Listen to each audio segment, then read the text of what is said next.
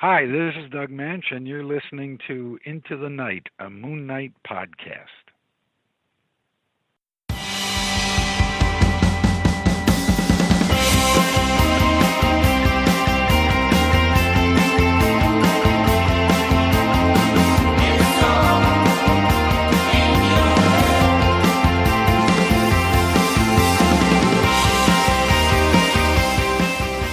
Yes, welcome back, Loony listeners. You are listening to Into the Night, a Moon Knight podcast, and we are back again for an extra episode this week. Quite a special one. We'll let you know as we get into the show, but also we are simulcast over Twitter and YouTube, so you can catch us there. A couple of faces there for you. He's bent over away at the moment now, but I'd like to introduce our guest. He's no stranger to the show as well. He's appeared on, more recently, Roundtable Robin. He's done an Isla Ra sessions with his favourite book, and we did, not that long ago, a spotlight as well on his band Deleta. So, big welcome to you, Knol Loony Toonz Tate. How are you? I'm good, Ray. How are you? Yeah, good. It's always pretty fun to have a nice chat with you. We had a bit of a chat earlier on today, or for you that would have been last night, or that would have. Yeah. Yes. I was out on the balcony lapping up the sun. Just basking in it. So different time zones, different corners of the world. But Knol, we have you here for a very special reason, and that is, we're gonna get into your latest EP, the Othervoid. Yes, by my group Deleta. Yes. So loonies will know that Knol and Deleta, the group, provide the music to the podcast, which we're ever grateful for. And recently they have released an EP. It was launched on Friday, the 13th of September last month. It's called the Othervoid, and it's Knol, how about you give us a bit of a plug for what it's all about? Well, it's a 6-song EP based on the Warren Ellis, Declan Shelby, and Jody Blair. Declan Shelby, it's hard to say his name, and Jody Blair run on Moon Knight, called From the Dead, and each song is based on each issue of the run. It's very exciting because we did talk about this before in one of our spotlight sessions. The album was very much in the works, Knol, and you gave us a bit of an insight into some of the ways that you kind of approached the songs. In this episode, we're hoping to kind of get through all the songs in a fair bit of depth. I've had a really good listen to the album. I've made some notes as well, Knol. It's a cracker. I love it. So hopefully you've assured me everything's on the table to discuss. So that's anything you want. Yeah, cool. So this is going to be pretty cool. And also, Loonies, the reason why we are releasing this episode as well is that Knol and Deleta have a gig coming up. So October the 11th, I believe. Let me just pull up the details. At Club, or 331 Clubs, Knol. This is a place that you've been to before? You've gigged before? Oh, yeah, many times. Mm-hmm. It's a nice, small little club in the Arts District of northeast Minneapolis. Right. So loonies, any of you loonies around the area, highly urge you to check out Deleta. October 11th, which is that a Friday, Knol? I think it's a Friday. Friday. No cover, and you guys are playing alongside Buildings and Arms Aloft. Is that correct? That's right sandwiched in between the two. Yes. And are you friends with these guys? Do you know them that well? Yeah. Buildings we know very, very, very well. They've been a band for a long time, and I've known those guys for a long time. And we've gigged and even did a little touring with them, too. Okay. They're nice. cool. They're like a heavy kind of band, just three of them. Yeah. They're nice. Into their comics, or...? They're not into comics. Okay, fair enough. One of them was very into the Netflix Marvel shows. That, Okay. that's for sure. And then the other band, Arms Aloft, are newer friends of ours. We played with them recently, and they're from the neighboring state, Wisconsin, and they're coming to join us for this one. They're really cool band as well. Very political band. Okay. Are they fairly young or new to the gigs? I mean, no? I believe they've been around for a while too. Yeah. Okay. Excellent. Well, yeah, I mean, Loonies, check out these three bands if you can. Again, October 11th, when this podcast drops.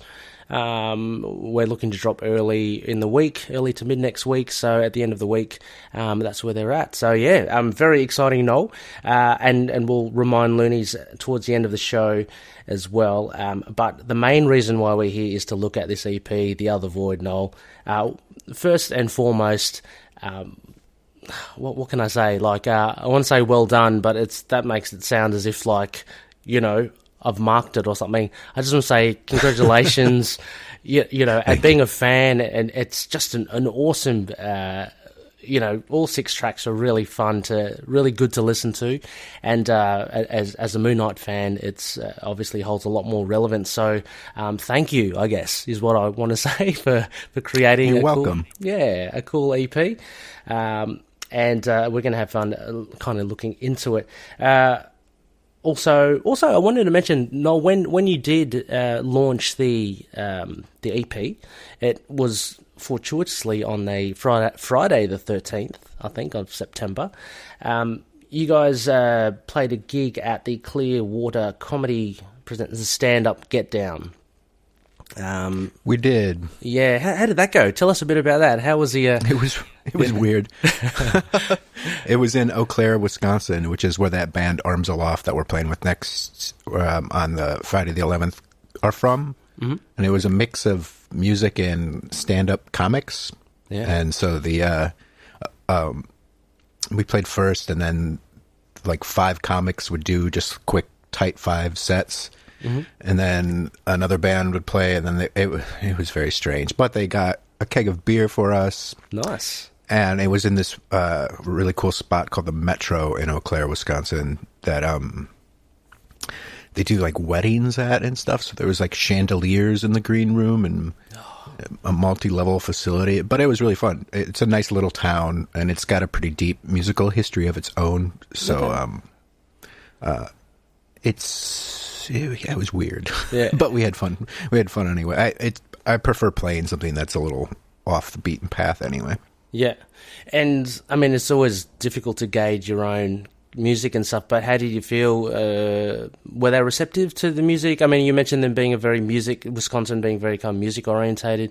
Is this the sort of music they're into kind of thing, or...? Yeah, we're sort of the kind of band that people just kind of step back and watch sometimes. It's not like they freak out or anything. It's not always the most accessible music to crowds, but we didn't chase anyone away, so that's good. Yeah. And actually, a question that's just popped up as well, Knol. You know, how do you do, not wanting to be too confronting, but as a frontman, like how do you interact with the crowd? Is there a lot of banter in between songs, or? No, I mostly ignore people. Oh, do you? Personally, yeah.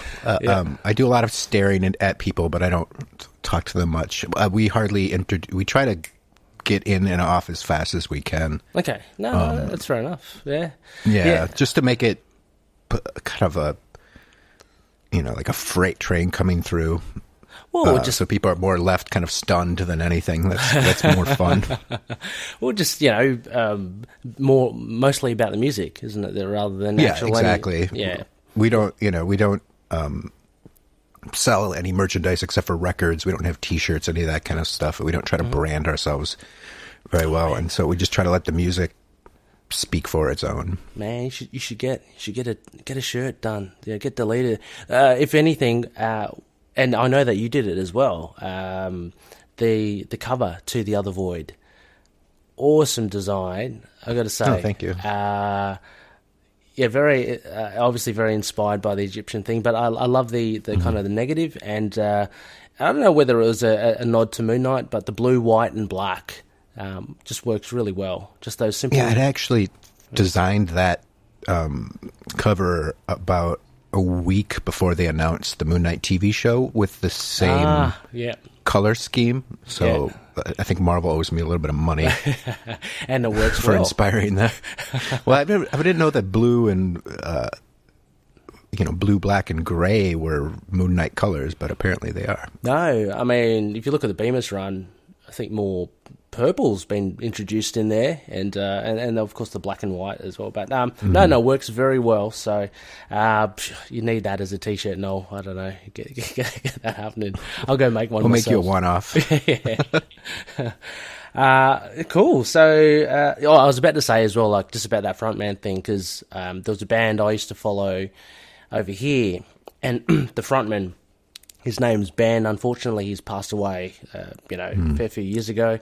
But he was always quite kind of acerbic towards the crowd, sort of confrontational. Yeah, it's kind of like, because in Sydney, I don't know if it's about the same at your end, your neck of the woods, but whenever there's a gig happening, people still tend to talk and murmur and mingle and do stuff. And anyway, Ben would just he'd get the shits and go, "Hey, everyone, pipe down. We're playing now." And he was good. He was a really good musician, really great singer. It's a real shame that he kind of passed away, but he had a very memorable stage presence. Anyway, let's get on. Let's crack straight into this EP. And Loonies, what we're going to do. So Knol has graciously given me permission, no holds barred. What we're going to do, we're going to go through each of the tracks, starting from track 1, which is Slasher, all the way down to Spectre. I've got a little subcategories here for each of the songs. We're going to go through it. I'm going to play some clips as well, just get a bit of insight from Knol as to how these songs came about, but also just to get a sense of, I love doing this, Knol, just get a sense of how things are put together, the layering. It's all great stuff. So, actually, sorry, before we get into that, a couple other questions, Knol. You mentioned you had you had some friends as well as the band members get involved into the creation of the EP. Some backing vocals, more often, more in particular. And you mentioned you had to coach one of them, Janie. Yeah, the friend. We just had one friend do a lot of backup vocals, and she's a fantastic singer. And her and her husband they're pretty into comics, but they're not completely caught up, I think, with everything. Her husband has asked me a lot for newer recommendations for things. I mean, he's my age. He goes back to comics for a long time, but like a lot of people recently, he's kind of catching up. And like when Black Panther came out, he was like, "What are newer Black Panther things I could be into?" And I was like, well, Ta-Nehisi Coates and Brian Stelfreeze, you just go buy all that stuff right away and get that. And she once showed me a picture. They had found the Archie Punisher crossover. I can't believe there's one, but I'm not surprised. It's hilarious. It's really funny. But while we were...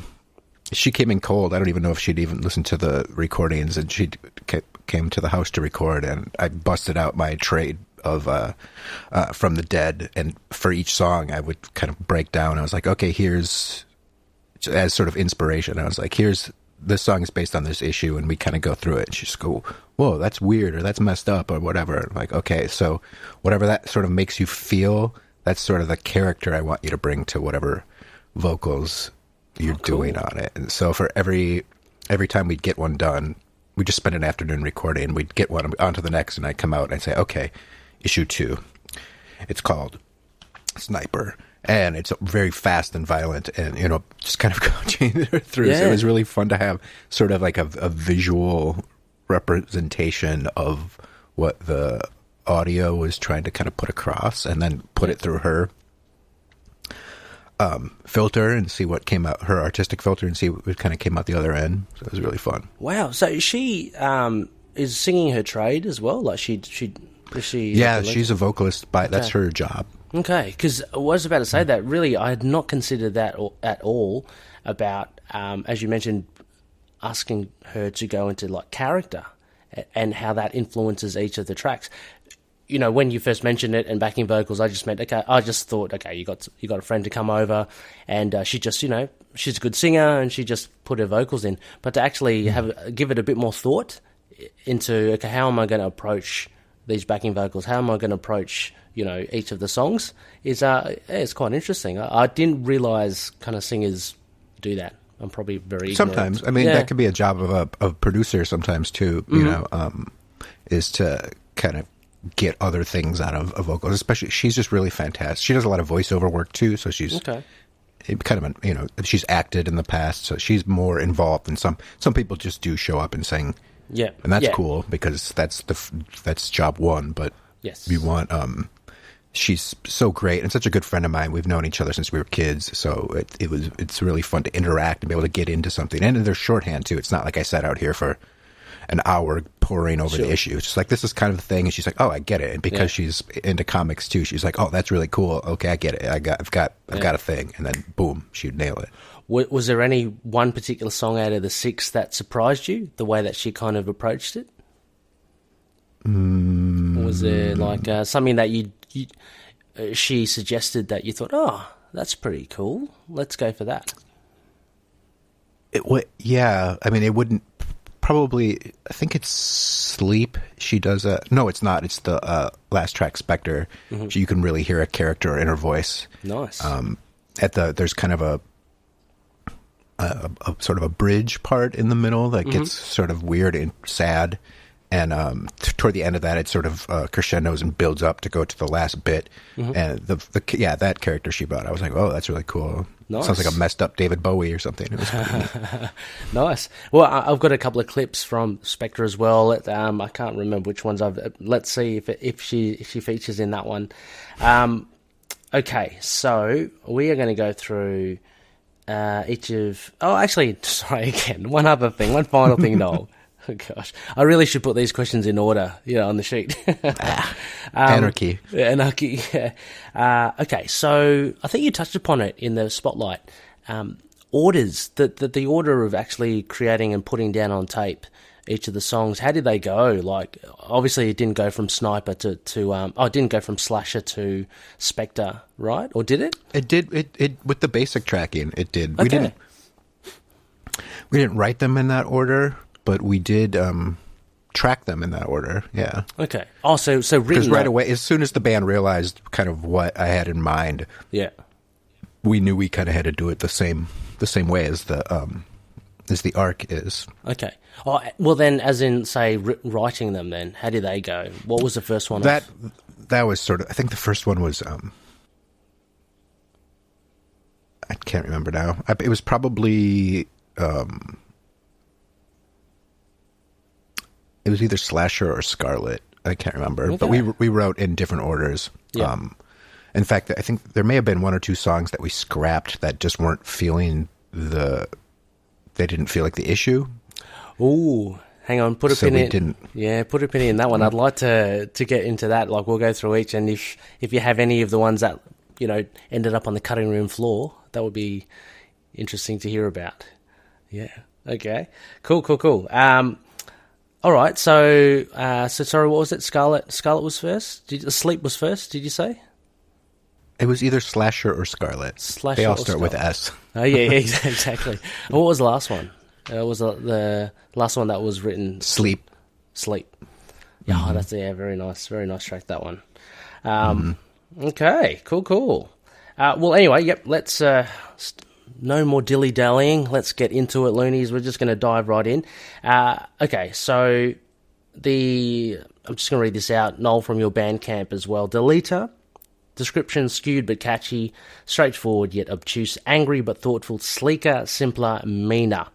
And we have a roll call here. So Travis Collins on bass guitar and vocals. We've got Joshua McKay on drums, percussion, and drum machine programming. Knol Loony Toonz Tate on vocals, guitar, and... It doesn't say that on the thing. And sound collage.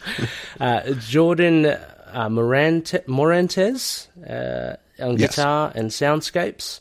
And Janie Winterbauer on vocals. So those were the players on this EP. Now, the first track off this EP is Slasher. And I had a note here, Noel. I think it's very important because the beginning of an album, you want to kind of capture the feel for it. The mood. The mood. This has got an advantage because it links to a particular arc, which is the Ellis Shelby run. So there's a preconception of the mood there already, but you want to do it right. And so anyway, we get a very otherworldly, I guess, introduction to the album through Slasher. And Noel, we were talking about it earlier. I likened it to actually the beginning of Beethoven's Ninth Symphony and Stravinsky's Rite of Spring, where there are, at the very beginning of the piece, there's like an ambience that begins it. So let me play this. Almost like a string section or the violin section warming up. Exactly, warming up in those pieces, like a before it comes crashing in. Exactly. Well, for the Rite of Spring as well, it's more kind of like the beginning of nature, just like natural sounds. So anyway, and this is the beginning of a psycho killer. That's right. This is a little different from nature. Anyway, so I'm just going to play the beginning of Slasher for everyone to listen to.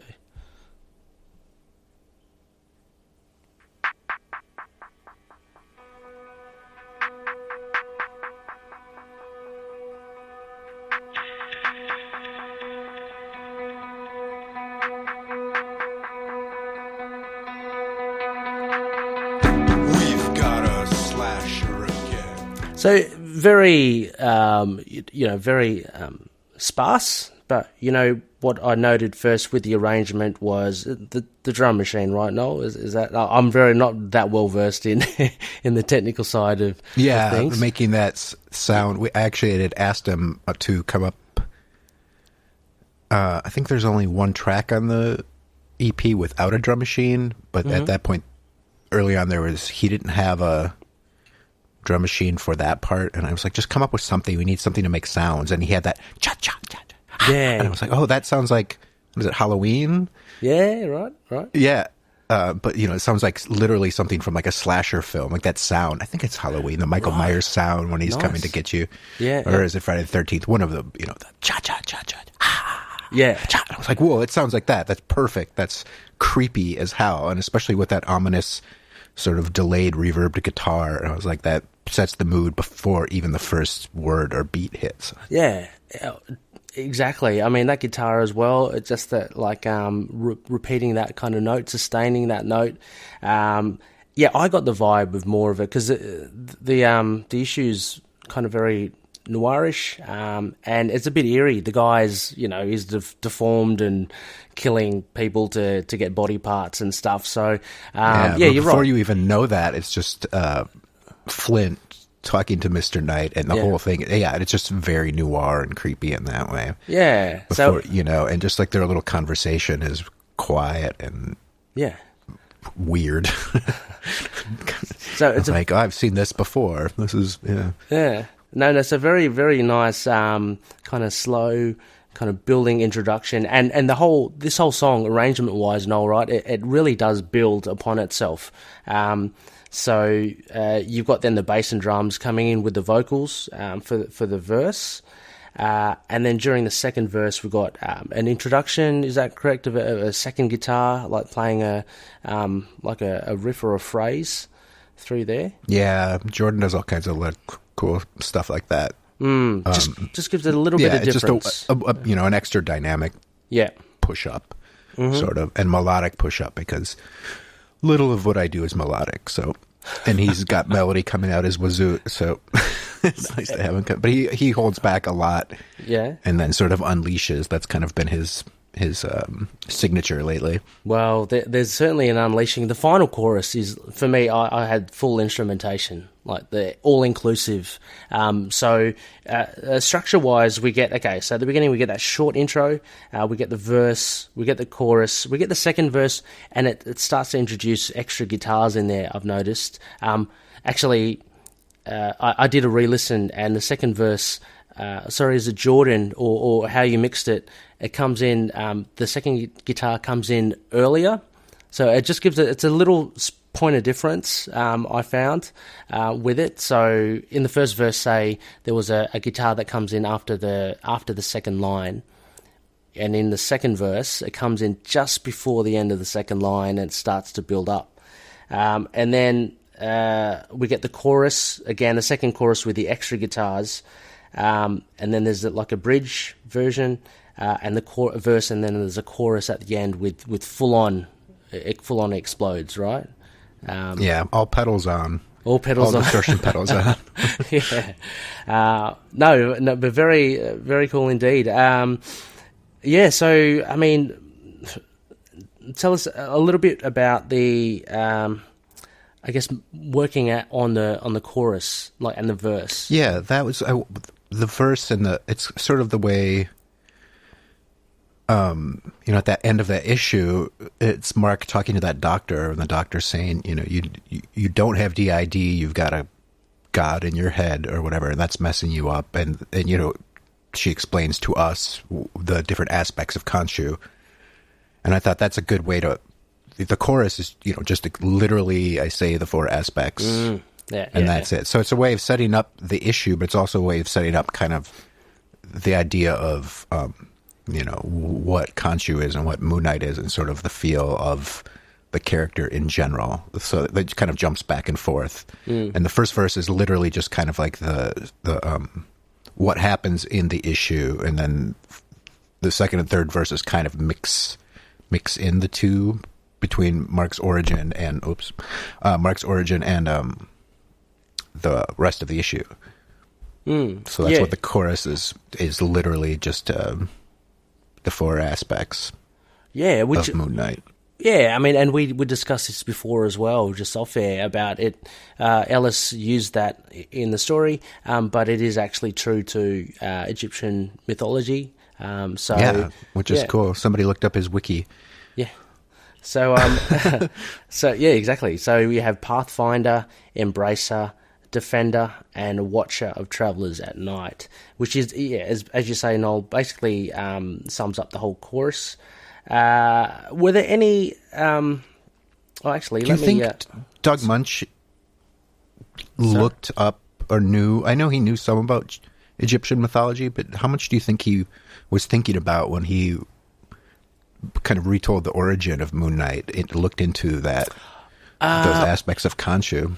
Well, speaking with him, I can't remember if it actually made it onto the interview when I chatted with Doug Mensch as well, but he is really into his Egyptian mythology. He actually has statues and relics in his house as well. So, oh wow, so he really. I mean, if someone just said, "Oh, there's this Egyptian god. Here's the four aspects," I would immediately go, "Oh, that's a superhero." Yeah. It's like, what a perfect setup.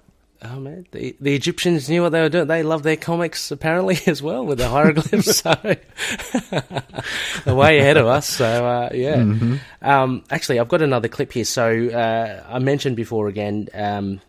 What do we got? The chorus. So the four aspects, as you mentioned, Noel, and the outro. So this is the massive kind of chorus at the end.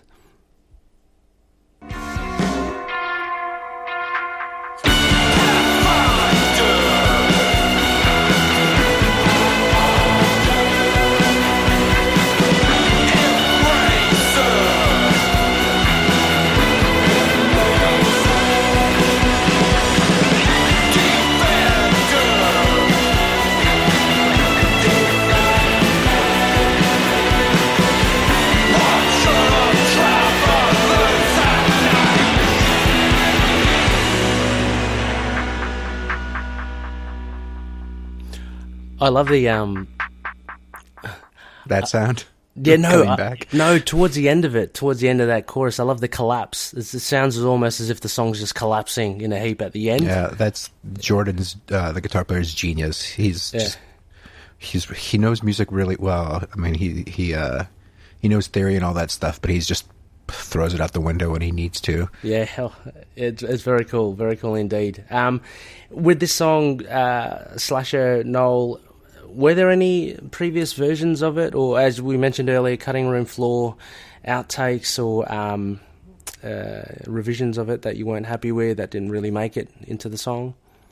No, it was pretty fully formed. I mean, it's really a simple structure. It's just, verse, chorus, bridge, verse, chorus, I guess. So it didn't really need a lot of messing around with. Well, I mean, that's fair enough. What I did find in my travails going through this EP, Noel, is that the structure, actually, each of the songs are very distinct and different. And I didn't know whether that was an intentional thing or that was just something that evolved when you made each of the songs. But as you mentioned, this is like verse, chorus. We'll send the other ones. Yeah. They're slightly different. So yeah, that's part of writing something inspired on someone else's work, but that's the other half of that is we also want to mix it up as much as possible when we write new songs. Yeah, no, for sure. Just going into the final bits with lyrics, I've just noted for each of the songs some standouts for me. Maybe I can ask yourself as well, Noel, any standout lyrics for yourself that you liked of Slasher. But for me, I love the verse, important machines, noise inside the bone, I've died before, so I stood up, which is very Moon Knight. I've got that in bold. Never met anyone like me. So, again, if you know the issue as well, you can relate to what all this means as well with the antagonist. Yeah. But that kind of stood out to me, those lyrics there. And anyone's from this song, Slasher, that you were happy with, that you thought, this is good. I'm happy that this came out this way. Well, yeah, I do like that verse. I mean, that's just taking snippets of sort of the conversation that he's having, that Mr. Knight is having with that antagonist. There's that moment where, I think he even says something like, "Oh, these machines look really important," or that looks, some device he's grafted onto himself looks important, and then the guy looks down and he's got got a shirk in it. Damn it! It's such a great scene. It is very cool. It shows Mr. Knight's 2 steps ahead, and he even says something. Didn't he say something as well, like, "Oh, you're already dead," or something like that? He's quite content with himself. He said, "I've already dispatched with you." Yeah. That's the guy's, I'm going to kill you. He's like, I've died before that, That's his line about dying before. He always says, it was boring. I can do this over and over again. It doesn't matter. Yeah. It's great. That's really good. Well, so as I mentioned, that was the verse. Look, I'll play this now for you loonies to listen to it. And yeah, here are the lyrics that I mentioned.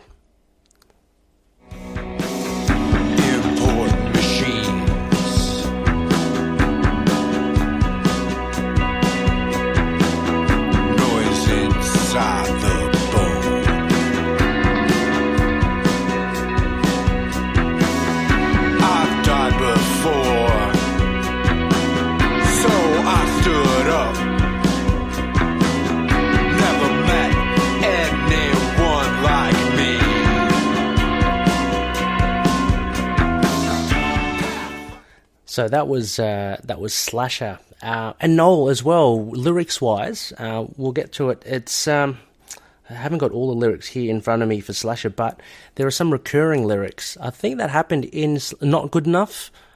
Those lyrics they return in Spectre. Yeah, and as they do in the comic too.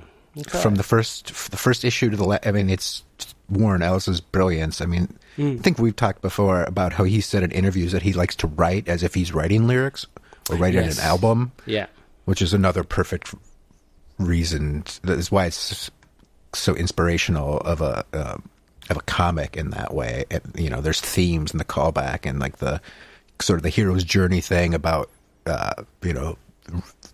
things rhyming or whatever, and it's kind of the same thing. Like Moon Knight says that to this guy. He's like, "Not good enough, soldier." Yeah, and I think the line is, "Not good enough" is in Spectre as well. He's when the former officer is training and lifting, he keeps saying to himself, "Not good enough, not good enough." Yeah, I was like, that's pretty good, and that's also a good look into how a lot of us feel about our own insecurities and all that stuff. It's what people say to each other or say to themselves to try to push themselves forward. Yeah, no, true. Which is funny because what is good enough? I mean, that's not even... Exactly. It doesn't mean anything. No, true. It can also be taken very much so. People can kind of relate to that statement. But also, if you look at Mr. Knight, it kind of also represents how high standards he kind of sets himself, and how on top of, I guess for me, it's like how on top of the game he is. And like if the lieutenant or, as you say, military background's not up to scratch, then, you know, he calls it out. So, yeah, very, very cool. I didn't realise that it returned in the comics as well. So next track we have is Sniper. Now, this one, Knol, is a shorter, sharper... Well, it's a shorter song, and it doesn't... there's a quicker at the beginning. There's a quicker tempo with the bass line, which you can really hear. And let's have a listen to just the intro.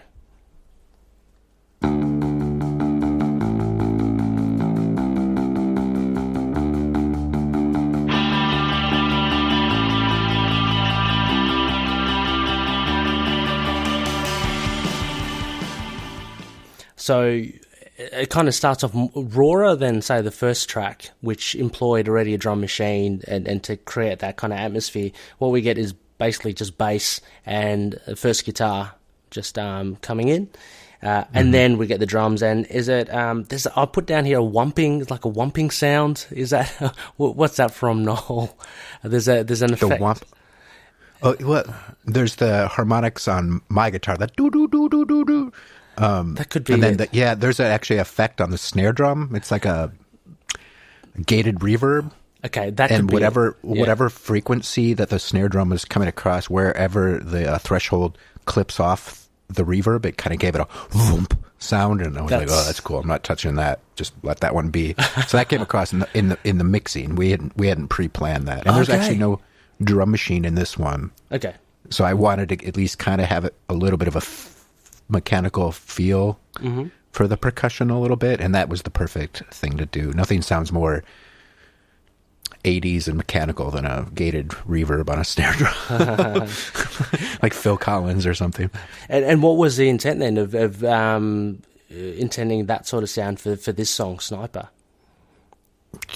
Just to have that kind of whumping sound, and just another element, because there was no drum machine to kind of fill out the rest of that, kind of that palette. Yeah.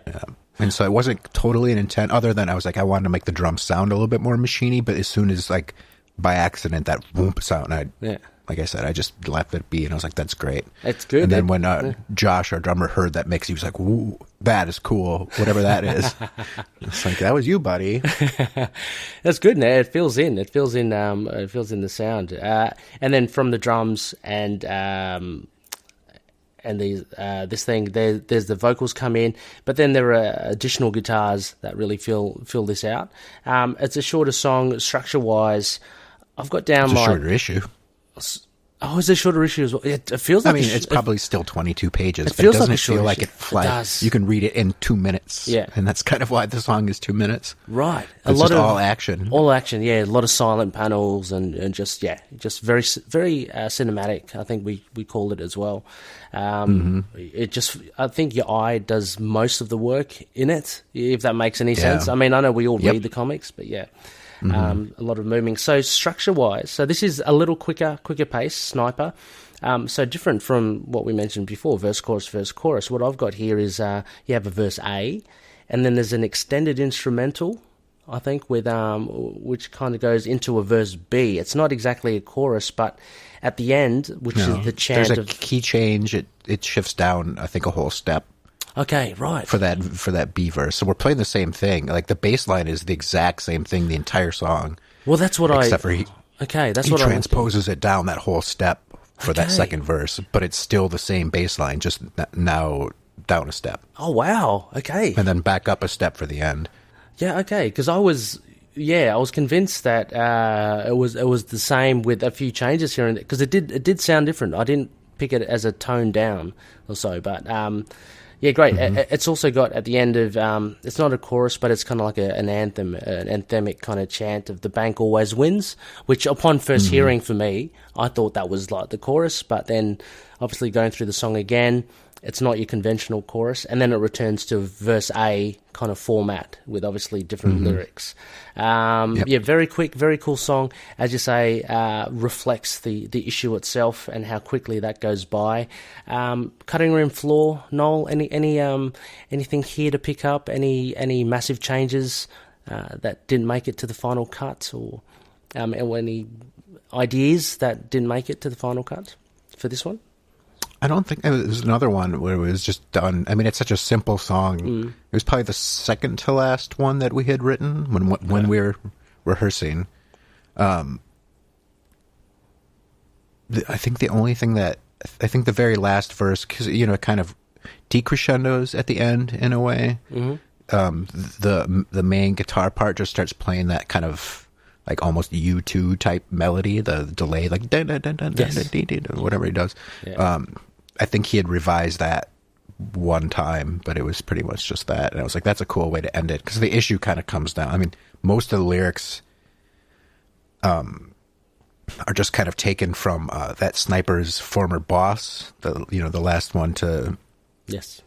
The man at the end of the issue who's basically describing to Moon Knight, like, oh, this guy was our hired assassin or whatever, and now he's useless to us. Yeah. Yeah. And so it's a good way. So we've talked about that before, about how every issue in this run ends so weirdly and so abruptly, and how cool that is. Yeah, that's true. And you can argue the fact that this kind of really ends quite abrupt as well. So, yeah. I've got one clip here to play. Again, this is lyrics and standouts for me. I'll ask you first, Noel, I guess, then. Don't want to steal any thunder. Any lyrics that really kind of... No, you go ahead, because I don't remember them. Okay. Well, I picked a whole verse again, and no guesses, as to why. There's another kind of classic Moon Knight quote. All 9 shots before the bullet hits the bone.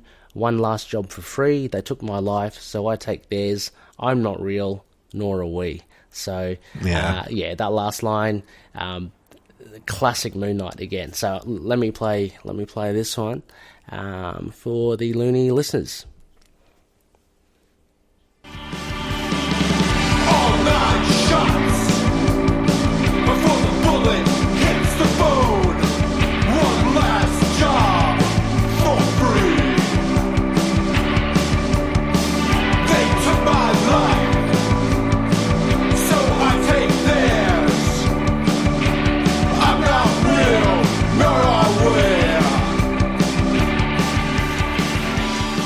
That little punch of Janie's vocal right there, I'm not real, is really cool. It's so poppy. It sounds like the Pixies or something. I was about to say cool. The Pixies, yeah. Kim Deal or something, yeah. Yeah, her and I talked about that a couple times, especially actually on Slasher, that the delivery of the, I say, Pathfinder, and then they say Pathfinder, and she does it really deadpan, and the first time she did it, I was like, whoa, that sounds like Kim Deal, that's cool, do that.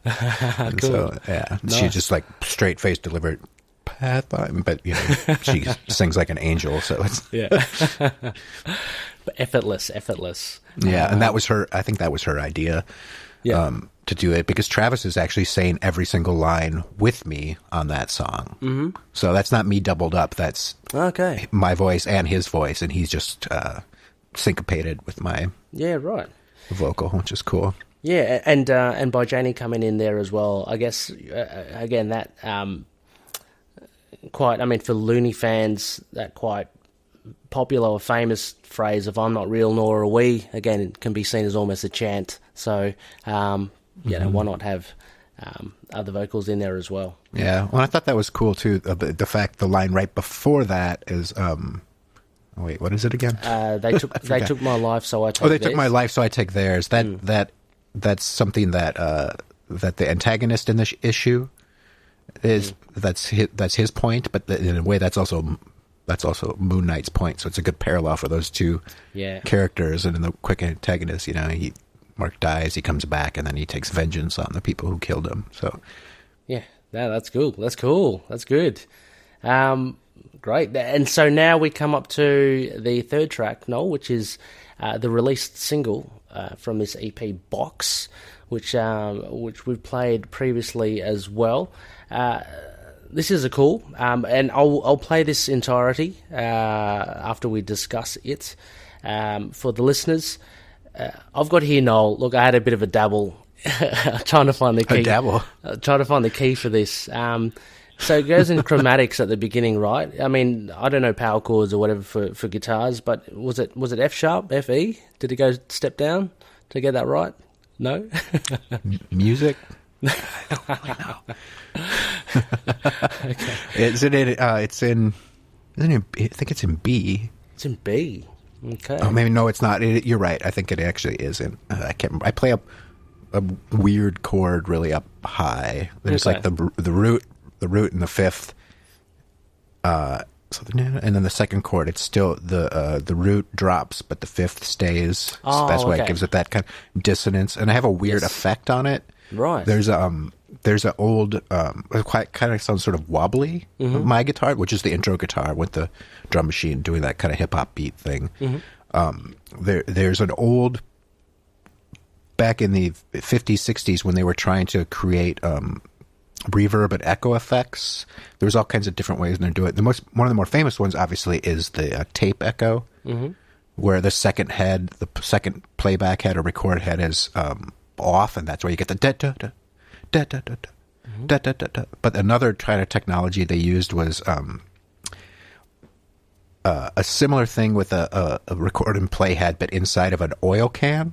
Oh, cool.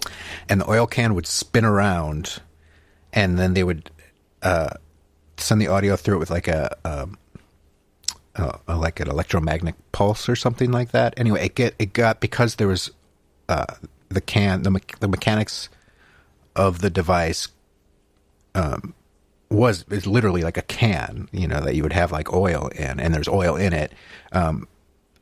So the audio travels through this kind of weird wobbly sound, and it would just like kind of do that. And you can actually they've made pedals lately to kind of try to recreate that sound, because it's been so out of fashion and it can be so disturbing.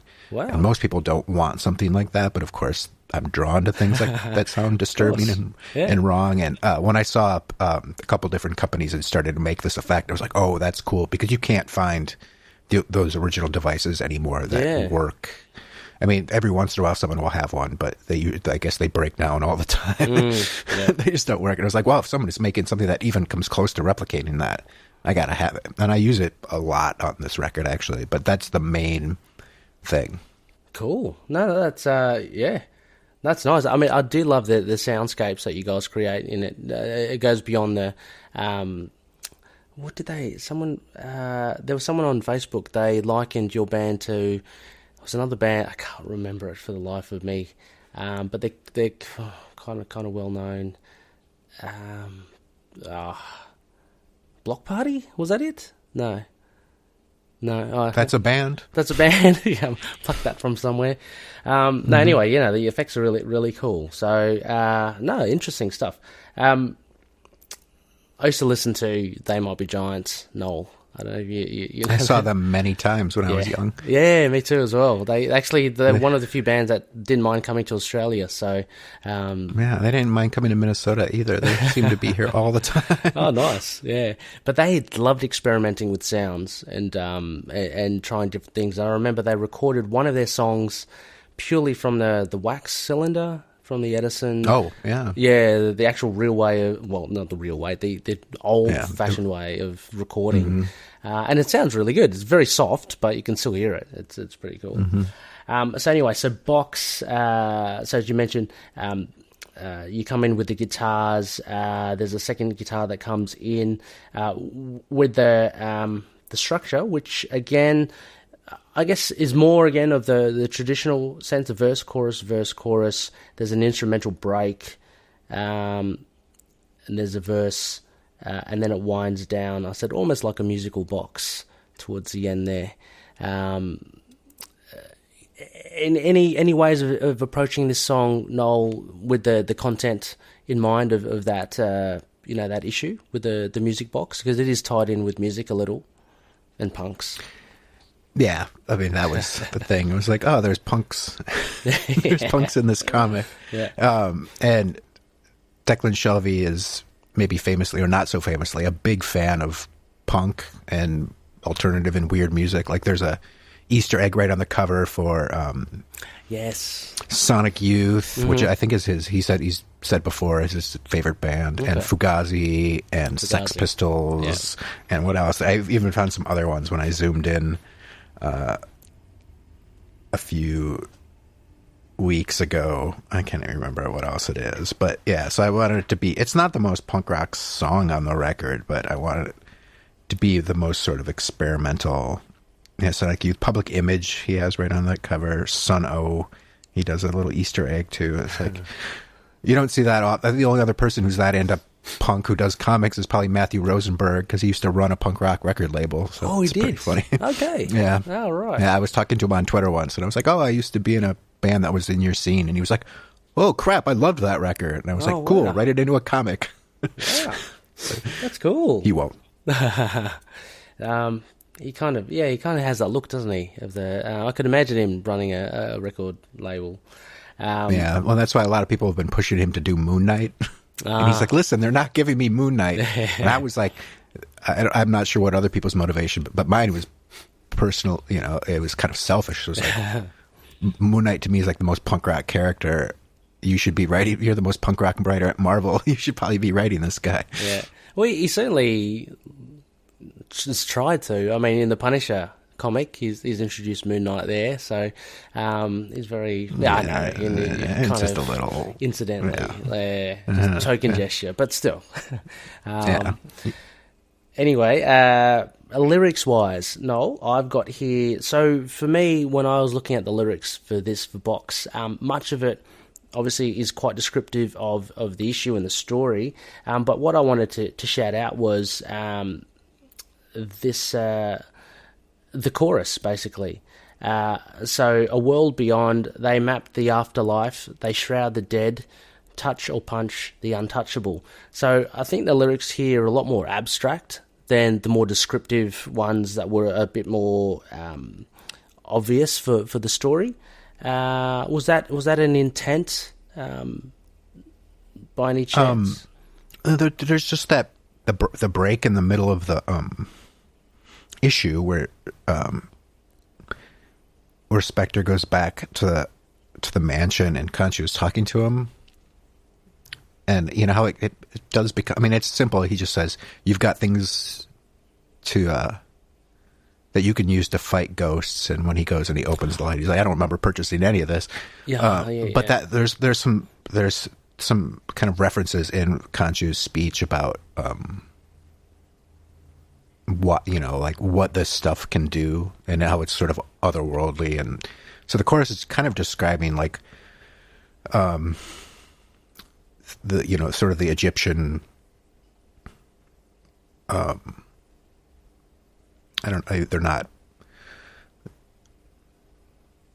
just kind of like the mythology behind, or not even the mythology, I mean the real life, like the way they'd mummify kings and stuff to be able to live on in the afterlife. Right. You know what I mean? Yeah, no, actually that makes a lot more sense now, and I didn't pick that was related to that conversation with Khonshu and the basement with the relics and stuff. I had it here as, I thought it was the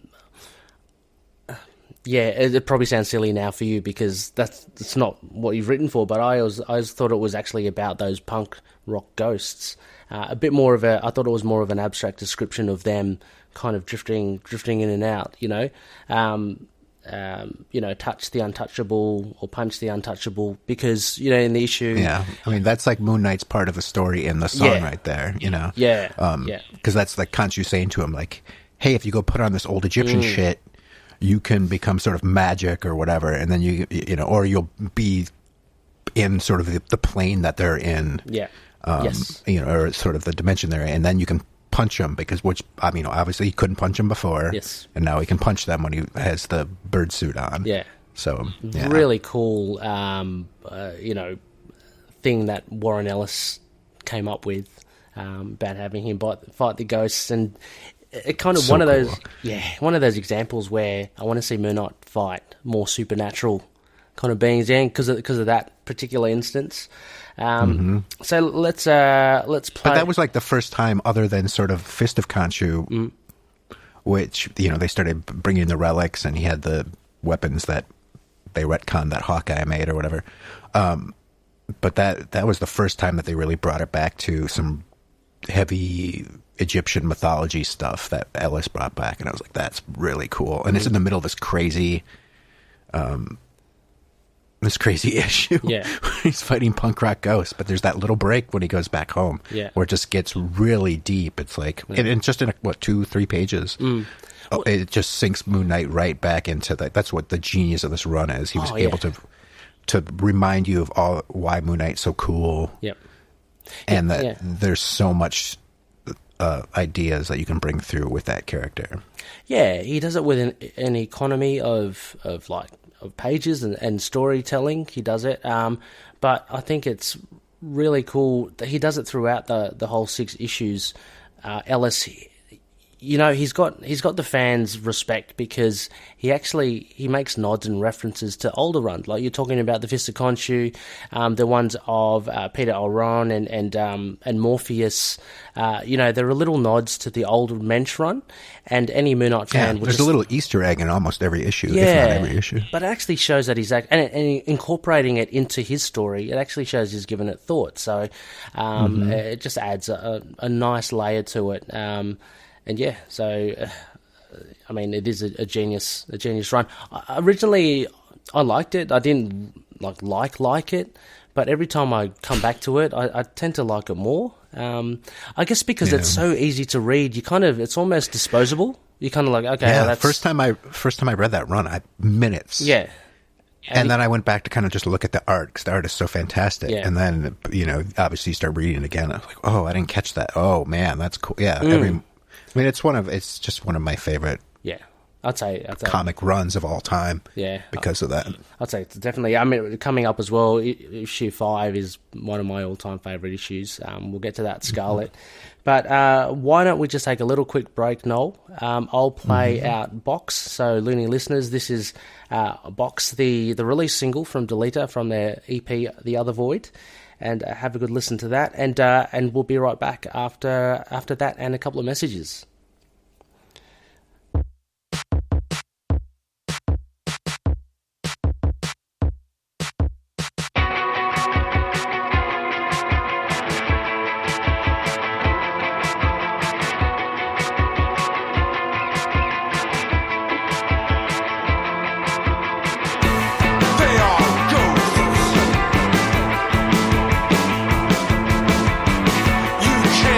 Touch the angry dead.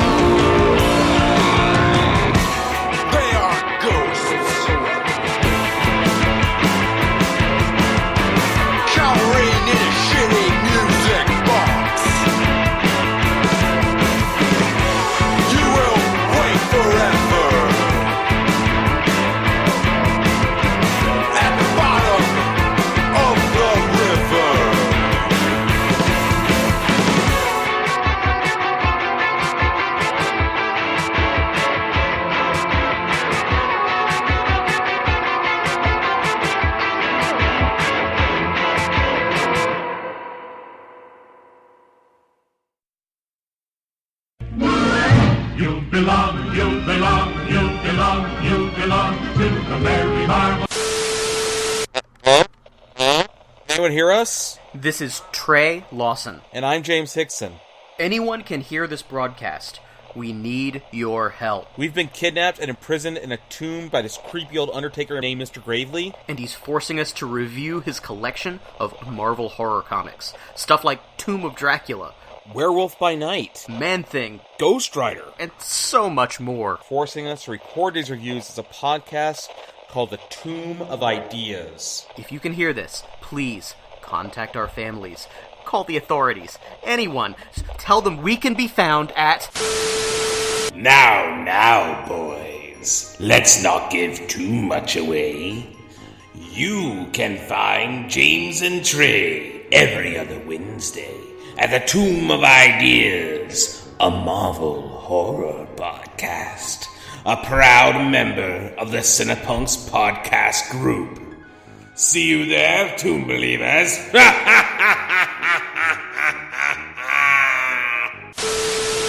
The merry marvel marching society. We Are Venomaniacs is the Venom Site official podcast for all of your symbiote news, reviews, and point of views about Venom-related comics, movies, television, animation, and merchandise.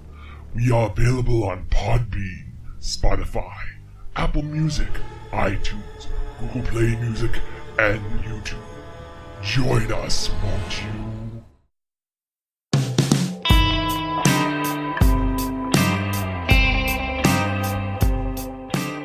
Yes, welcome back, Loony listeners. You are listening to Into the Night, a Moon Knight podcast. This is a special on Deleta and their EP, The Othervoid, and I am joined by Knol Loony Toonz Tate. I know you love that nickname, Knol, so I'm just going to keep on using it. Boing. Wait, or is it boing? Yeah, I think it's the other way. Yeah, that's it. The other way around. And you're joining us, Loonies, again. We are reviewing The Othervoid, as I mentioned. The first three tracks we've done: Slasher, Sniper, and Box. And now we turn to Knol, the last three, and track 4 is Sleep. Now, this is, I put down a first distinct change of pace. Like I mentioned, tracks 1 and 2, there is a change there. Track 2 being Sniper being quite quicker in pace, but Sleep is really most distinct. Everything's kind of slowed down a little. I'm assuming to emulate the theme of sleep and it being kind of not psychedelic, but you know, the comic, it goes through mushrooms and hallucinations and stuff. Sort of psychedelic, yeah. Yeah, sort of psychedelic. Yeah, this was actually the only song that we had written where I actually showed the issue to the band before we went and wrote it. Mm-hmm. Yeah, like they showed up to rehearsal and I had the comic out and I was like, I want to write a song that sounds like this. Yeah. And they were like, okay. And I made them look. I didn't make them read it, but I made them look through the art, especially the trip into the world where he goes. They're like, that's really cool. So that was how we kind of inspired it. So obviously it was like they were like, oh, it needs to be a little bit more chill of a song, and more mellow.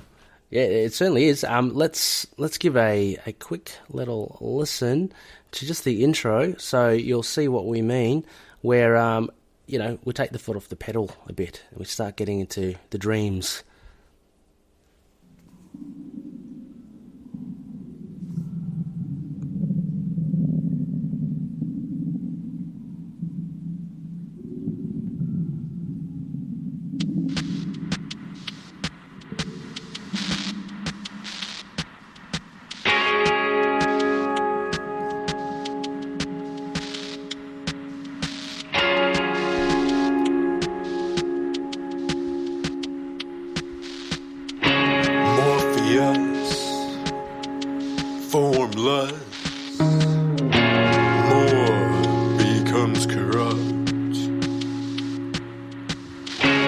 lucid dreams, guiding things, chemical messaging,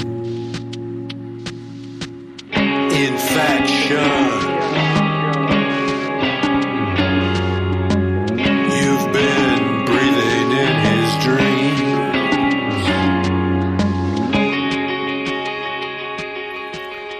Yeah, that was a bit of Sleep. I just want to jump straight into Knol, into the lyrics. I love those lyrics. That's why I thought I'd open with that.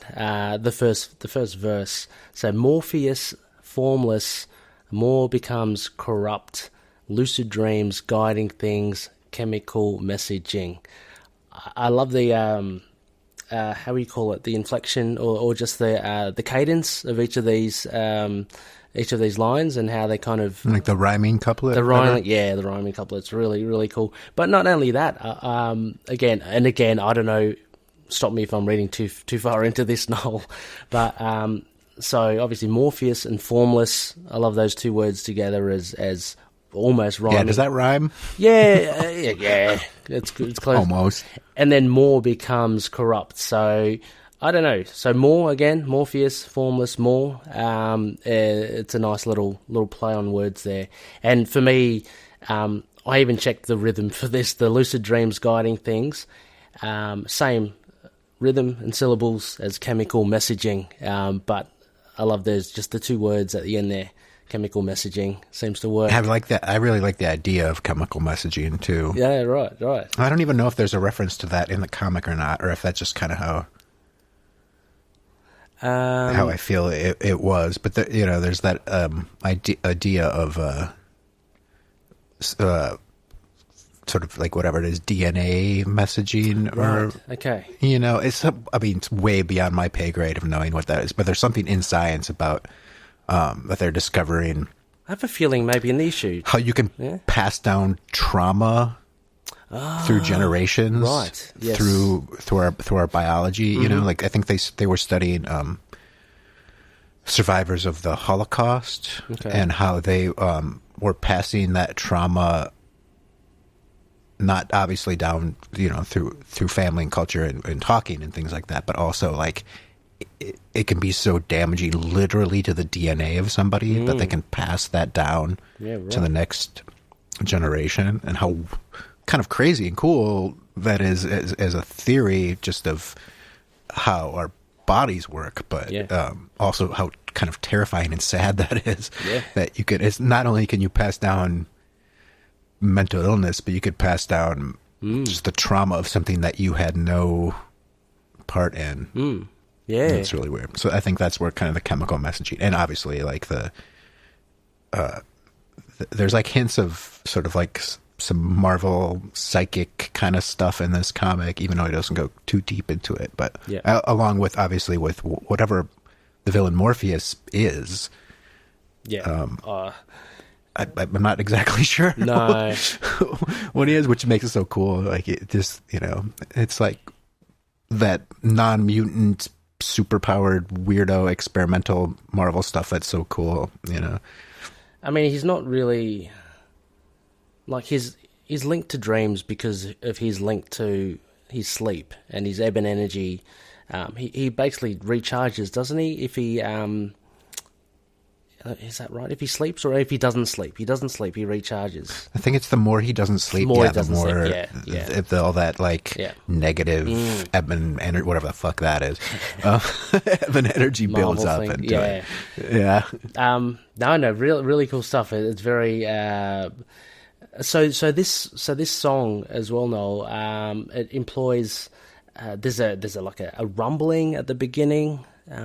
Where's that kind of? Yeah, that's a sample of a frog underwater. Oh right, okay, nice. And then someone put a mic in an aquarium and recorded a frog just going bubbling, Okay. And then I took it and I slowed it down to like half speed or even slower. Yeah. With some like panning effects and some other water sort of effects, and slowed that all down just to get sort of a soundscape of kind of what the bubbly, weird, mucusy stuff that Declan Shelvey and Jordy Belair bring out so well through that whole trip through the dreamscape. In the dreamscape, yes, yeah. Not the fungus, but the actual the multicolored stuff, right? Yeah. Yeah, whatever, all that weird stuff. He's just kind of like going through layers of it. Yeah. And that's actually cool. That sound really does kind of link to that kind of imagery as well. And just goopy, gloppy stuff. Goopy, yeah. And so we get drum machine. The guitar, is that you on guitar? The first guitar, it's almost like a chiming. It's the two of us together playing the exact same thing. Oh, okay. I thought I kind of wanted it to sound like bells or something. Very nice. And that's kind of what they sound like, because we're just really clean and very bright sounding guitars.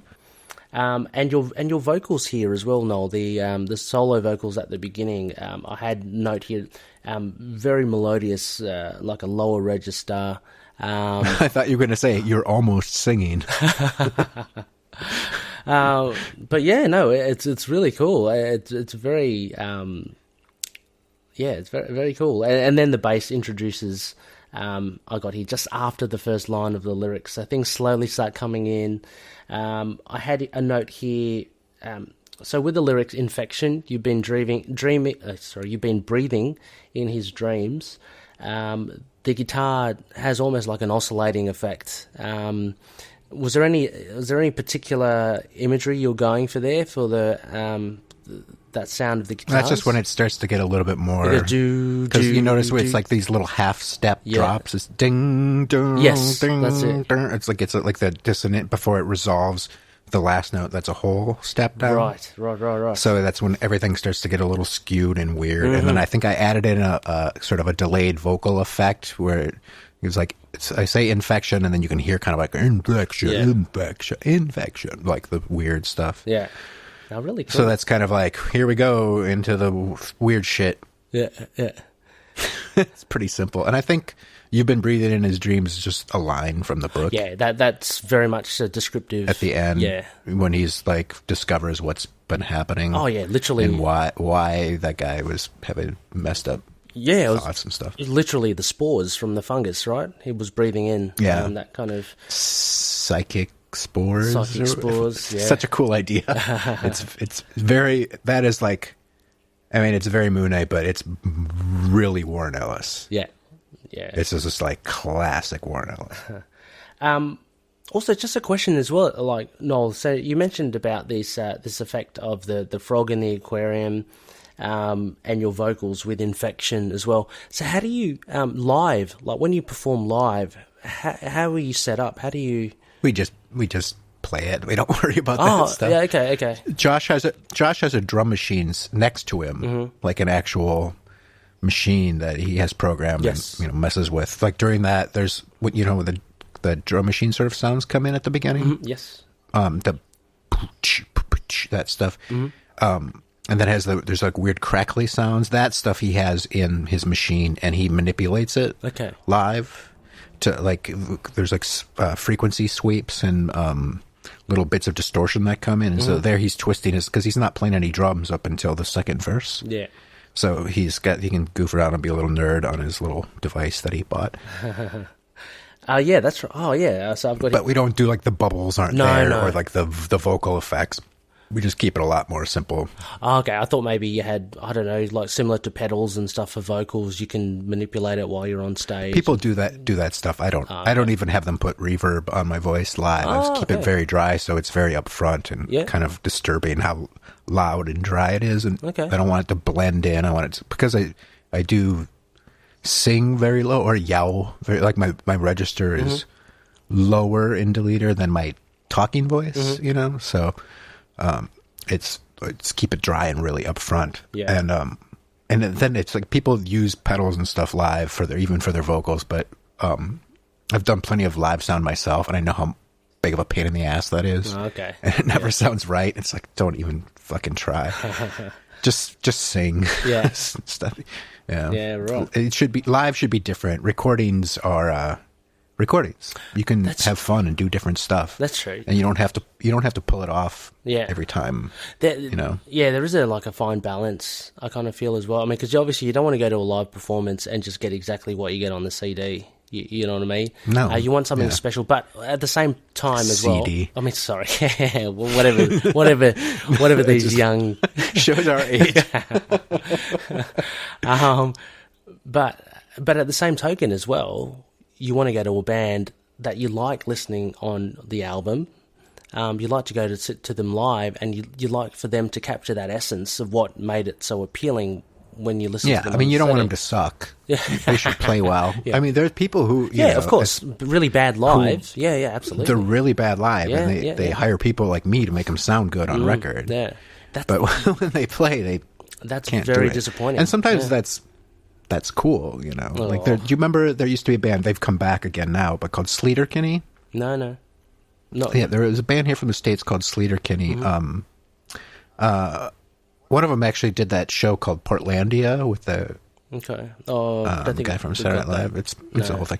Anyway, back in the 90s, I mean, they were a big band, and they had a couple records, and they were great, and they played great on it, and then I went and saw them live, and I was like, oh, this is much sloppier. It was still cool, because they had a performance, and they knew that they weren't a tight, great live band, but they had a presence and a performance. It was like, oh, it's a different thing. It's fine. And then there's other bands you can show up and see, and they sound just like the record. And you're like, that's cool, too. It's a little boring. I could go home and listen to the record, but unless they have something exciting.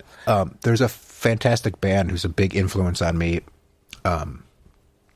called Clinic. Okay. And they're from Liverpool, England, and they're really weird. It's kind of a mash of kind of 60s psychedelia kind of weird music, and then more kind of like modern minimalist sort of punk stuff. Yep.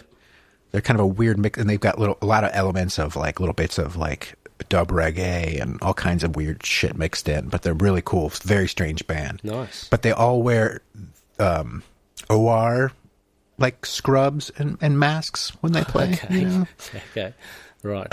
Like they've got those weird face masks, and like the little hat thing goes, and sometimes they wear different clothing on the rest of their body, or sometimes they just wear the OR scrubs. And the reason they do that is they're like, we just stand here and play. Yeah. So we want to give you something extra to look at, you know? Like, we're not going to dress up like Guar or Kiss or something, but like, we just stand here. So thought we should at least look weird. So it looked like a clinic. Exactly. It's really cool. Anyway, cool. I digress. No, not at all. So that was Sleep, a very kind of a slower song out of the EP.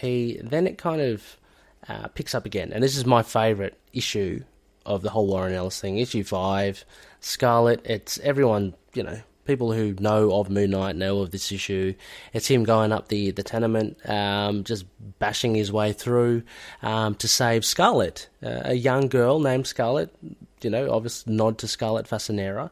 And it's just so, I think it's just so in your face. And Jekyll and Shelby art is really good as well. The layouts, I always talk about strip panel naked. I was just going to mention that. This is like, and he's not the only one who's done a dissection of how great this issue is for the art. So well thought out. It's almost like a Will Eisner doing like a EC crime comic or something, you know, because it's mostly a wordless comic. Eisner was really into, you know, mime comics. Okay. Like, you should be able to, I think Wally Wood, all those guys kind of were like, you should be able to tell a story without any of the word bubbles. And this totally does. The couple word bubbles that are in there are so good. Very good as well. Yeah, well, let's just go straight into it as well. The lyrics, if we're talking about the lyrics here, the way that you use them, Noel, I thought it was really cool. And please let me know if the comic does this as well. I don't think it does. You've used the kind of the phrase, you know, you see me coming, 2 different ways in the song. So the first one... That could be dirty. Sorry? Nothing. Never mind. Oh, yeah, it could be dirty. So the first one is in the chorus, hello, Scarlet, I must look pretty weird. Awesome part of the comic. What seems to save your life, the one you see coming. So... in this instance, the one you see coming, is quite affirmative. He's a guy that's come to rescue her. And then towards, I think it's the outro, Splintered Mind, Warn the Dead, when you see me coming, run, which is more synonymous with Moon Knight. You know, he likes to see, you know, he dresses in white because he wants the criminals to see him. And he mentions... Oh, yeah, and he's telling that to Scarlet, too, which is, you know, just like, you know, I guess that's really a simple lyric, like, who's here to save your life? Oh, the guy dressed in white. Yeah. You know. Yeah. But I think that last verse is close to verbatim of what he tells that guy that he hit with the glider, who's probably dead. Yes, that's right. It is. It's yeah, that's right. So that was back in. He was just like, hey, wherever you're going, you know. Yeah. Tell the rest of you that when you see me coming, you better run. Yeah, exactly. It's pretty cool. It is. It's really weird. Another weird, abrupt ending to the... It is very abrupt, yeah. It's almost like a PS. Yeah. There's a few of these issues, you read it, and then there's a couple of times you do a double take. You go, hang on, is that the it? You know? Yeah. You look, oh, that's a front cover to the next issue. How come? But anyway, here's a clip from the chorus for Scarlet, what we're talking about, with these lyrics... Hello, Scarlet. I must look pretty weird. What seems to save your life? The one you see coming.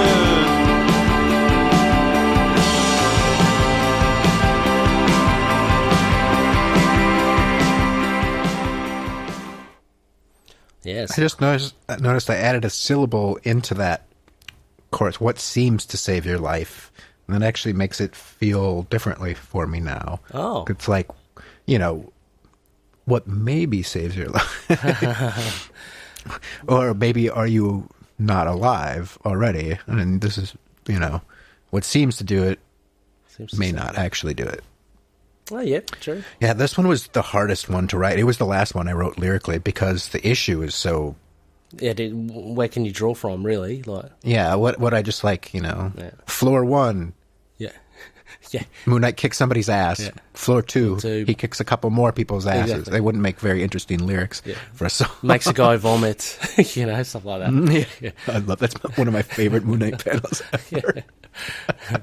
Kicks a guy in the stomach and makes him vomit. I wonder if that was in the script. Yeah.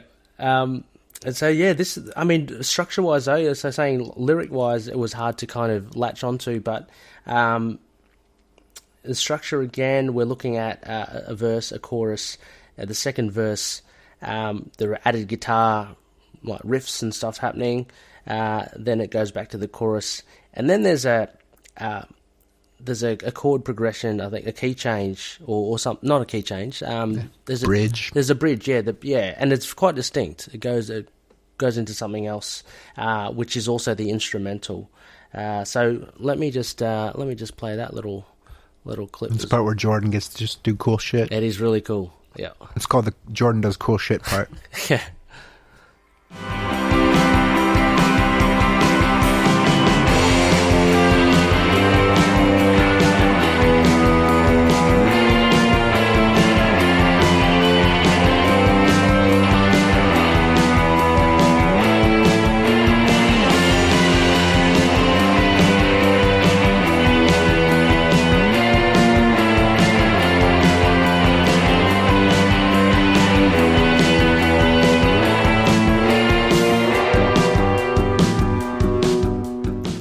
And then it kind of pairs back down to a verse instrumental. It gets quiet like the issue does before the postscript when he's talking to Scarlet.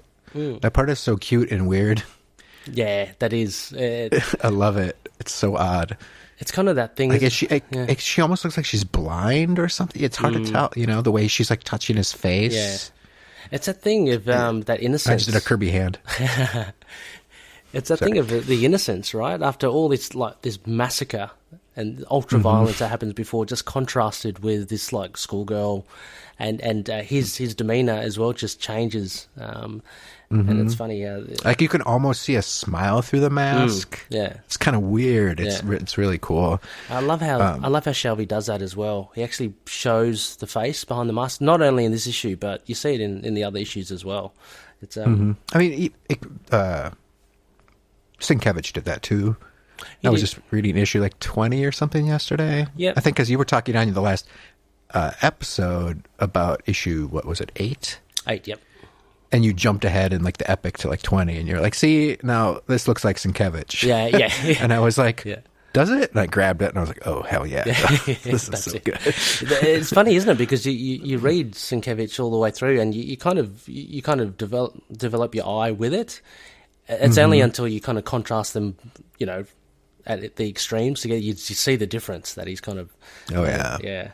But no, true really cool. as well. But just having said that, though, the previous runs as well, you don't see much of that facial expression through the hood. It's in Sienkiewicz, so Shelby kind of brings it back, if that. Yeah.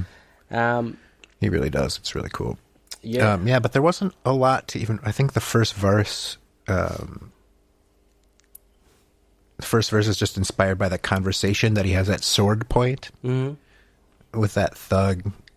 And he's like, I'm not interested in what your, street thug politics are. Yeah. And I just thought, like, I'm not interested in the politics is like a cool line because it could go beyond. I mean, it's exactly. The little thing about me is I'm very interested in the politics of everything, but the fact that he isn't is cool. Yeah. And it can go, as you say, it can go beyond what it just meant in the actual story as well. Like, you can see the song as an abstraction as well, and you enjoy it for different bits. Any cutting room floor stuff? Because this was a hard one, so there must have been plenty of lyrics, right? That you made. Yeah, lyrics. This is the one I had rewritten. Who knows, a dozen times maybe to get it down. Wow. And while even tracking to get this, that's why I noticed I added in that one syllable in the chorus, obviously, to make that work rhythmically with what I was trying to say. Yeah, but this was music. I think it was pretty easy. Okay. This may have been like the second one we had written or something like that. Okay. Or somewhere in the middle. But it's such cool music, and I was like, all right, we've got the music and we've got it how I want it to feel. What the hell am I going to write about for this? Sometimes that's the hardest thing, isn't it, though, as well? Like, you have this completion, like, to an extent, and then it's kind of like, how do I kind of finish it off? Yeah. And finally, we have Spectre, track 6. Now, Noel, I've pulled out a few references, influences, or what actually it sounds to me. So a longer instrumental intro. There's more of a thumping, kind of sinister vibe to it. We're back to, even compared to, say, Scarlet, I think there's more of an aggressive tone to it. It reminded me of some early Nick Cave Bad Seeds, and actually a little bit of the Dead Kennedy. He was just here 2 nights ago. Was he? And I didn't go. Oh, yeah. They've got a new album. I'm so out of the loop. Yeah, Ghost. Yeah, I knew there was a new album. Yeah. I didn't even know he was playing until that day I looked at Twitter and someone was like, I'm so excited to see Nick Cave. And I was like, what? How come I didn't know? And I was like, those tickets are way too much money. I am not going to that. But anyway, yeah. A big at the time, this was definitely the first one we wrote the music for. Because there's, and kind of in the vein of early Bad Seeds, there's a group called the Pop Group. Okay. That were from England. Right. And they're a lot more obscure sort of post-punk stuff, but a lot of their stuff was very, I suggest sometime you listen to the song called We're All Prostitutes. Okay. And it's just really chaotic, and there's like alto sax just making noise in it, and everything's just kind of like noisy and weird, and the singer's just very like, kind of over the top. We are all prostitutes! Yeah. Everyone has their price, and it like it's that sounds like you heard of The Birthday Party, like Nick Cave's big. Yeah, it's more like The Birthday Party than anything, and they have a little bit of. Have you ever heard of English group called the Gang of Four? Oh, heard of them, never heard of them though. But yeah. Their stuff is very stringent. But the pop group has some of that almost like a weird white boy funk element over this really crazy messed up stuff. And so that's kind of was the influence. It doesn't sound like pop group at the end of the day, but that was kind of the idea, is just to have this kind of groovy rhythm, but with all this messed up guitar crap and weird. Like I'm playing one note through that whole part, just one chord. Yeah. And I guess it's like 1.5 chords because I add like a diminished something or other in there. But they have the two loud, crazy, and then it kind of breaks down to something that's almost kind of groovy with the weird little guitar. Then that's where they have the vocal over that part. Yeah, right. I don't know how I started there, but I ended up there. Anyway, here's a snippet, I guess, of Spectre, the intro.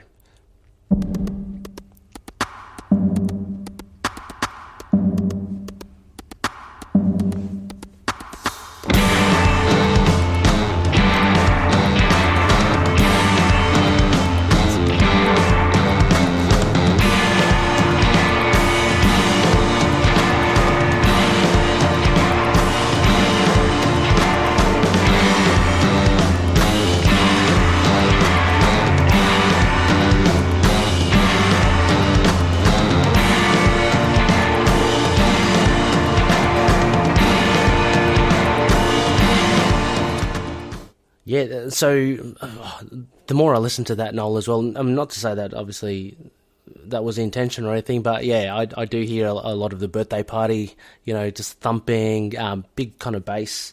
Yeah, the bass, I just realized, is doing like all the heavy lifting there. Yeah, yeah. And this structure-wise has got more of, I've got here, so there's verses, but there are more instrumental breaks, and there's a bridge in there as well. So doesn't have a distinct chorus, I guess. It just goes from an instrumental to verse, instrumental break, verse, then there's a bridge, kind of a verse 2 with an instrumental break, and then it goes into an outro. So different kind of structure again. But yeah, no, really good, really good song here. Any cutting room floor, any extra lyrics or approaches to this that you... This, as you said, this is one of the first ones that you did. So, yeah, this one came really easy too. Easily, I think it was he just had that boom, boom, and I don't know if this may just be in my head, but I feel like we just jumped right into it and it just happened. Yes, like it happens a lot where we just kind of jam or whatever on stuff, and then it's just it. And then we were probably like back and forth between those two parts, and we're like, well, we should probably add. I'm sure the bridge is the only thing we kind of worked on at all. Like put more than a second thought into it. Yeah. But when you jam, do you pick a key, or how does that happen? No, I don't know. I'm not sure how we do it. Okay. We've been playing together long enough now where it's just. Those guys are really good musicians, so maybe sometimes I'll go like, and then they go, and then they fill it all in. So it's all very much by ear and stuff. So yeah. Yeah, and I think those toms are they're tuned to a key, D or G, whatever the key the song is in. So we probably just like we hear that doom, and go okay, that's the key of the song now. Yeah. Cool. And lyrics wise, I've got some really cool. Favourites here. The first two lines are really good. The Black Spectre, freak beat lunatic. I just that's like a line from that. Yeah. Oh, that's pretty cool. I love that part. He's like, we're dealing with all these freak. What was he? He was put on the freak beat. Freak beat. Yeah. Yeah. That seems really. I won't mention the.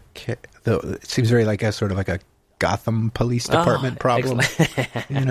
It does, but it's just like I don't know if that's ever been mentioned in one of those books or not. It just kind of seems like oh great, I'm on the freak beat. I got to deal with all these clowns and it's just again weirdos with bowler caps and stuff. Yeah, but I mean, I just like the phonetics of it. It just really, really it sounds cool. But these other lyrics stand out, and I bolded some here. I deserve to be loved. I never want, and this is very synonymous with the issue about the guy. I deserve to be loved. I never wanted to be loved. This is going to be a fight. People who love me suffer and die. That is why I always win. I always win. Very kind of chilling ending to the issue, and I'm glad that you've included here into this. It's song. kind of a conversation back and forth between the two of them at the end there, and then I kind of just did that in the lyric, because I always wanted to be loved, is what the Black Spectre kind of says earlier in the issue, or that is kind of his thing. Is like, why the hell does Moon Knight get all this attention? He's this loony, and I'm a cop, I'm a hero. Yeah. Which is kind of now, I didn't even think about that in a way, but you don't see bad cops too often in Marvel Comics, Oh, right. But you do in the other cities, right? In the Gotham cities. Yeah, I guess. Yeah. I mean, there's the corrupt, but like they don't often have like the New York police be like this corrupt thing. Daredevil does sometimes, I was about to say they are doing it now. Yeah, but usually they're kind of heroes in the thing. So to have a shithead cop who's super insecure and violent and stuff like that is that's a little, it provokes some things, I think, that you don't see in comics too. I mean, I think it shows off a little bit of Warren Ellis's kind of English, bit of a kind of anarchist, kind of exactly Alan Moore-ian vibe that he kind of has sometimes. A little discreet finger to authority. A little, exactly. A little anti-authoritarians that like a lot of English seem to have. We're just like, no, we're fine and proper, but back off. We don't let our cops have guns. Yeah, exactly. Warren Ellis is an interesting character. Beyond just being an Englishman, just himself as an individual. He is. Yeah, so this is very, very cool. Again, I've just got arrangements, drum machine. That part, by the way, makes me sad every single time I hear it. Those lyrics at the just end? Like the back and forth, that bridge lyric about I always want to be loved. I never want to be loved. Like, the people who love me suffer and die. Yeah. I think he says that, and it's like, I know. What a bummer. It is, yeah. And it makes me think of Max's run after that, and part of the reason I really decided, after rereading it again lately, I really liked the first half of Max's run, is because he it's kind of departure and it's a new thing, but he's mirroring, echoing back things from Moon Knight's recent past. It's like I'm a loner or whatever. All of a sudden he's like, crap, I can't be a loner. I have a daughter. Yeah. Kind of. Yeah, so he really touches upon it. Like he confronts those very Moonisms from Moon Knight. So, yeah. Having said that, Noel, I don't want to make you cry, but here's a clip from the from the bridge. It won't make me. People who love me suffer and die. That is why I always win. I always win.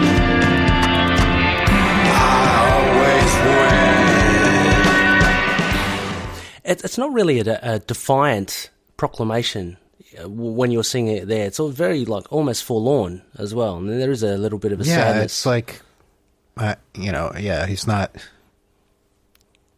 The way I feel like we kind of presented it is, it's like it's not a good thing to always win. No, yeah, that's it. It's just like, because my life sucks and I don't have to care about anybody. There's no consequences for what I do except for just to myself. I don't have a responsibility to anybody else. Yeah. And therefore I can throw my body at you or, come into a walk through an explosion. It doesn't matter. And that's pretty if I'm gone, who's it going to hurt? Yeah. And that's pretty sad. Which is like, it's troubling, like that's probably the way a lot of people feel when they're down on themselves. It's like, what is it, what's it going to even matter if I'm gone? Yeah. Like, maybe the world will be a better place. But with Moon Knight, it's kind of great because he's like, I don't have a care in the world. I'm just going to kick your ass. Yeah. And like, there's no consequences really, because I'll come back to life. Yep.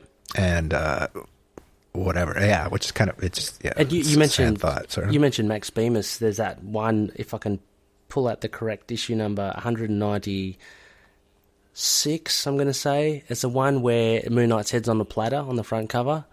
And when he goes into the visits the Society of Sadists, it's that similar kind of attitude. He's very like, I'm going to kick your ass. Like, I'm going to eat my chicken, and then I'm going to like kill every one of you or whatever. Or, I'm going to beat every one of you. Look to your left. Look to your right. You're all dead. Yeah, exactly. Yeah.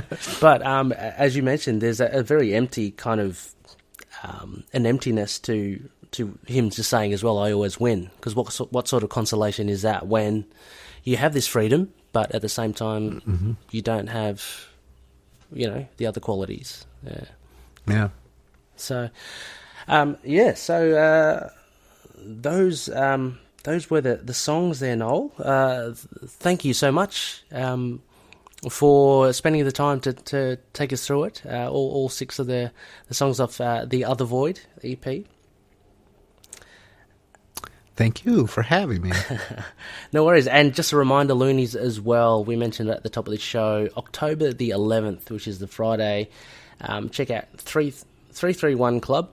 Or is it Club 331? Is it 331? It is the 331 Club for some reason. Okay. The 331 Club at 9 p.m. No cover. Deleter are playing. Sorry, where is that again, the kind of address? Minneapolis? 331 University Avenue Northeast or something, Minneapolis. Excellent. People from here know where it is. Mm-hmm. So any local loonies there, definitely make your way down there. Deleter are playing alongside Buildings and Arms Aloft. Once again, a big thank you for coming on, Noel. Where can people contact you if they want, or if you want them contacting you?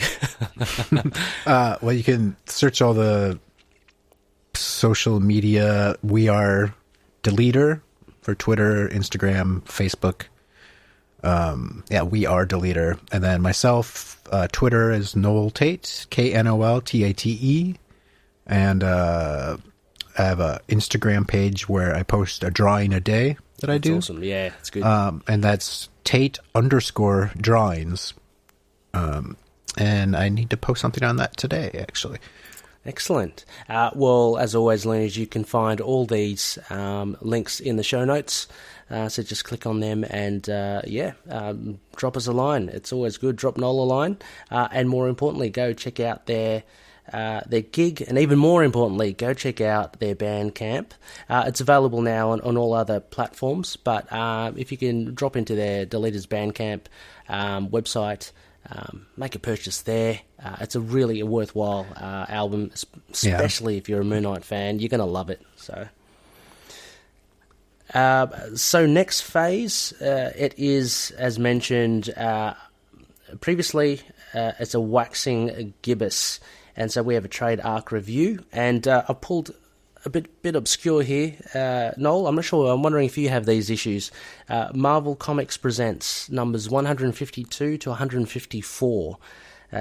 So there's a backup story for Moon Knight.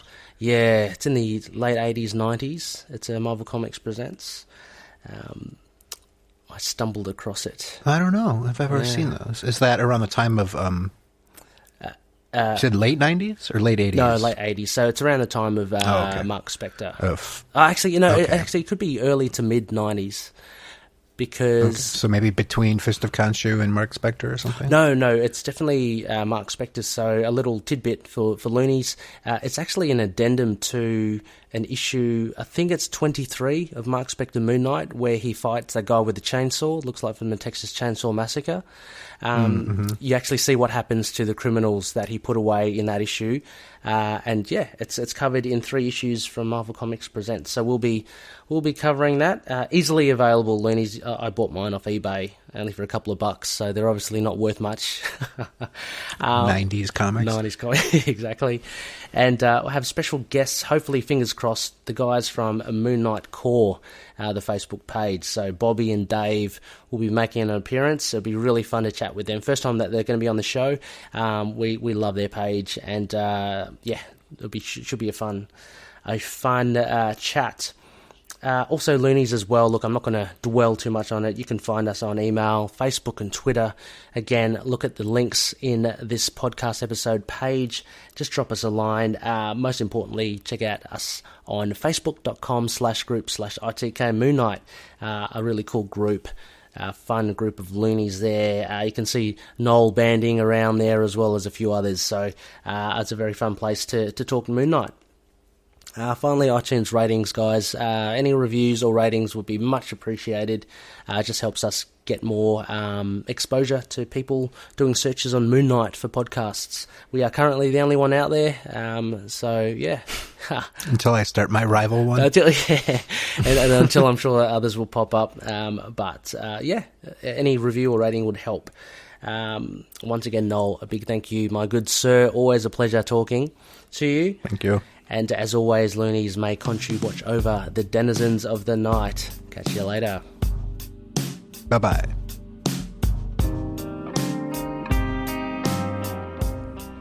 Moon Knight and affiliated characters, stories and events are properties of Marvel Characters Incorporated. Materials used and discussed within the podcast are intended for critique and review purposes only under the fair dealing concept of the current Copyright Act.